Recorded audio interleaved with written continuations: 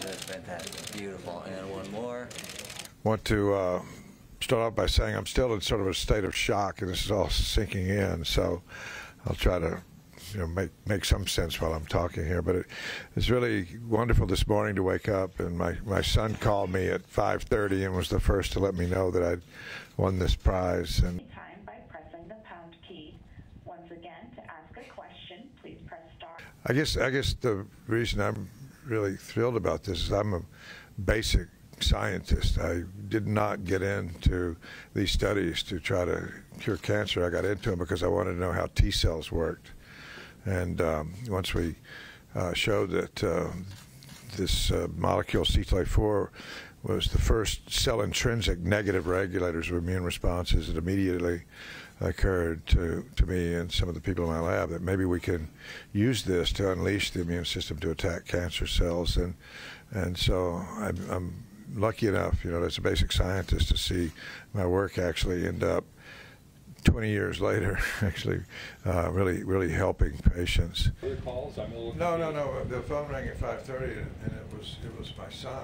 So it was always in the back of my mind. It wasn't the reason I was doing the work, but whenever I could, I would take a rest, from thinking about the problem and look at our data and say, what does this tell me that I could use to treat cancer? And that was one of those moments when we figured out that CTLA-4 was the brakes on the immune system. I said, well, let's just disable the brakes and see if that will allow the immune system to attack cancer.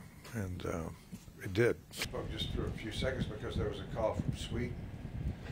I thought, oh, well. I'd like to just give a shout out to all the patients out there who are suffering from cancer, to let them know that we are making progress now. We can get durable responses in a fraction of patients with many different kinds of cancer.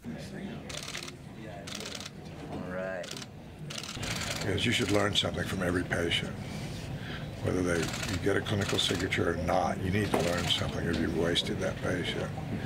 And so there's too much work going on now, just trying a combination. If you don't get a clinical signal, move on to the next combination. What you need to do is get some tissue from that patient and figure out, why did it fail? What's missing? And that can guide what you do next. I think the only way we're going to get really successful, combinations by doing it rationally, where we understand what's going on. And so that's basically what we're doing now. Okay.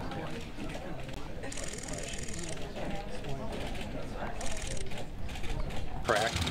Yeah, it's I guess it's glioblastoma and pancreatic cancer. That so far we haven't had much effect on. Well, there's two, actually. I can't say it's just one. The other one is that melanoma, we're at about 60% now. The other is to get that closer to 100%. Okay. Responses.